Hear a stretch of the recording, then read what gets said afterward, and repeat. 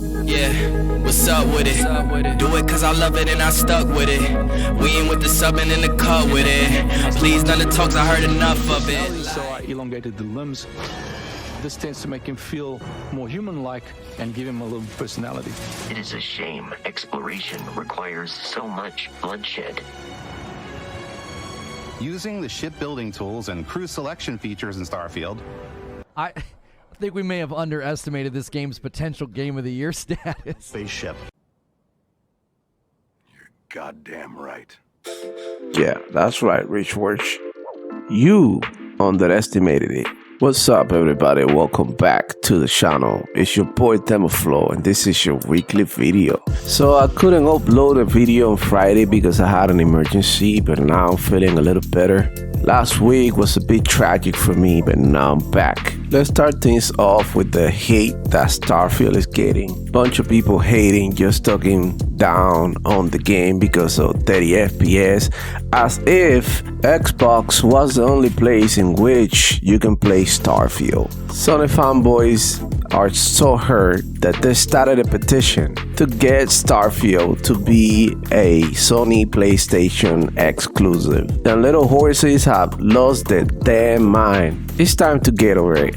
But don't worry, you know what? I got all the salt. So the petition was started by a PlayStation fanboy going by the name of Benjamin Dickey, and it reads like this. For over a decade, Bethesda games have been released on PlayStation. They perform better on PlayStation, run better and sell better. Xbox, and especially Phil Spencer, had no business taking them away. First, Xbox exclusivity would not only hurt PlayStation, but also the player base. When a major game like Starfield is only available on Xbox, it limits the player count of the game and stifles the amount of players PlayStation has. This means that now Microsoft can charge higher prices because they don't have the competition and take away players from Sony. We cannot allow this. Second, Xbox and its 12 dedicated players do not deserve Starfield or any exclusivity. Not only are they arrogant and annoying, but since the showcase they have been irritating. They keep sharing Starfield news, telling us get an Xbox, like if they didn't complain about Spider-Man or Ghost of Tsushima or any of the PS titles themselves. Third, exclusivity is not good for Starfield itself. The matter is simple. If it releases on Xbox, it is a bad game. Go look at Redfall or Halo Infinite as examples. If it releases on PlayStation, there is a 90% chance this is a good game. There is no other way around it. Anyone who says otherwise is deceiving you, and is the reason the gaming industry has such low standards today. Unless you want to see Starfield fail, you need to have it on PlayStation. The 30 FPS lock is just the tip of the iceberg. Switch the roles here. If PlayStation had it as an exclusive, do you honestly believe they would allow it to run so poorly on console? No. They would shame top hardware into properly optimizing it. It is not only software related but hardware as well. While it could run at 60 FPS on Series X, Microsoft has to allow it to run that poorly thanks to its inferior Series S, which they must keep support for, as the small box player base is known to have very little money for gaming. Before we continue, we gotta talk about the arrogance of this person. The one person asking for an exclusive that does not belong in the PS5, because obviously Microsoft owns Bethesda since 2020, and still has the audacity to make fun of Xbox players because supposedly there are not that many of them. I'm not a psychologist, but I can tell you that this person has issues. Also, you gotta understand how many PlayStation exclusives exist. Anyways, let's continue. It says, fourth, I keep getting told they care about quality now. Phil Spencer forced them to delay it for quality. I had news for you. Phil Spencer is a pushover. The guy is in charge of Xbox but doesn't care enough to check games before they release. Oh, what? You're going to tell me he checked Redfall and still chose to release it that way? Better yet, he has owned Obsidian at Bethesda for years now, and despite the overwhelming demand for a new Vegas sequel or remake, he refused to do it. He probably went up to Todd trembling like a chihuahua, quietly asking, "Please, Mr. Howard, may we use the Fallout IP with another studio?" and ran with his tail between his legs when told, "Nah, he has no spine."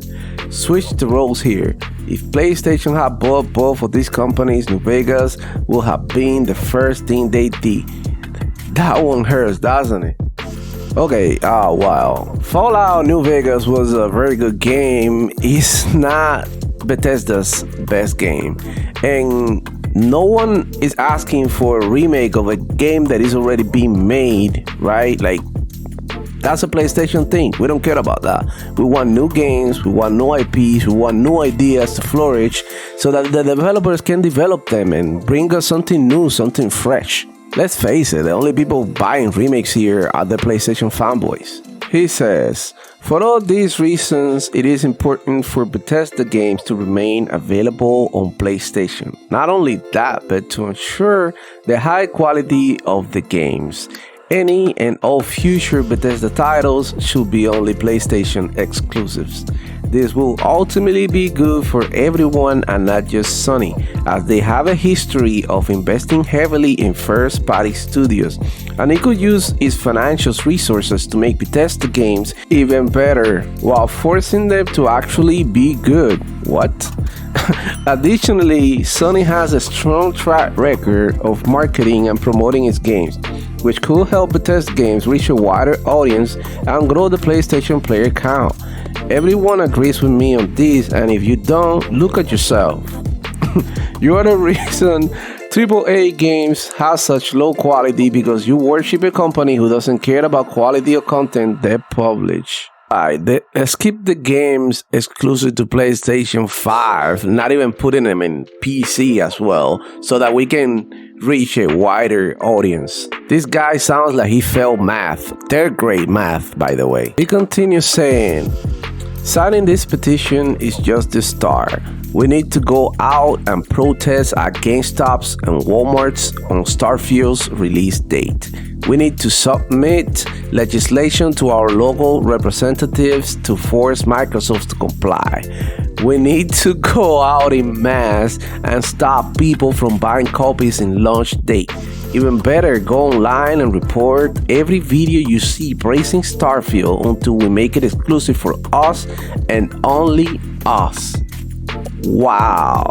I mean, this gotta be a troll post, but you know what? Sometimes PlayStation fanboys act this way, so anything is possible. Then he says, "YouTubers like Mr. Matty Plays Bad Games, Review Fat USA, Lemon Juice, Fritanga Complaints, and the Young Turds need to all be cancelled immediately. If you're a true gamer, you will support this and sign." I don't want any trolls coming. Immediately, if you're a true gamer, you will support this and sign. I don't need trolls coming here to complain.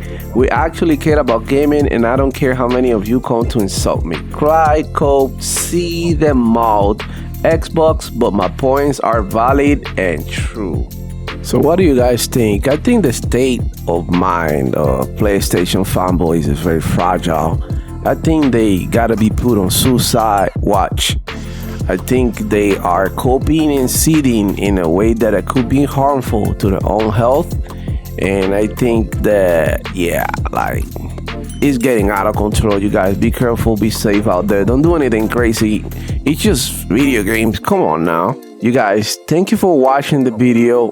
Like the video, subscribe, hit the notification bell so that you know when I'm bringing you new content, and be safe, stay true, and be nice.